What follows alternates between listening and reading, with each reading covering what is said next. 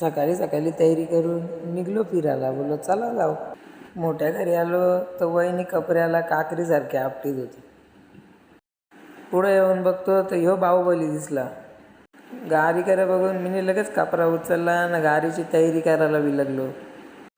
पंपावर गेलो तर गाडीच्या पोटातून कावलं अड्डायला लागलं. त्यांच्या घशात पेट्रोल वाचला आणि त्यांना गप केला तर धूम पिक्चरसारखी एंट्री मारत ह्यो आला. मग तेवढ्यात अस्मिता बोलते, दादा तर हाजला हिरो दिसतो. मग जराशी शायनिंग मारत मारत निघलो पुढं. मग काय बोलता बोलता लागलो डोलकाम रस्त्याला.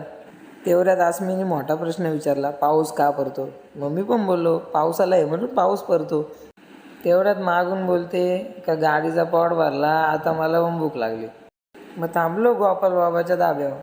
आतमध्ये गेल्या हऱ्याने घेतला ताव मारायला. इकडे दिदीला बघतो तर तिने दाणं निवडून खायचं घेतलेलं. लगेच तिथून बाहेर निघलो. दिदी बोलते मला तिथली टेस्टच नाही आवडली. तिथून पुढं निघलो तर आसमी बोलते डोंगरावर ढगेत का ढगात डोंगर आहे त्याच समजत नाही. मस्त निसर्गाचा आनंद घेत पोचलो चोंड्याला. तर चला भेटू पुढच्या ब्लॉगमध्ये.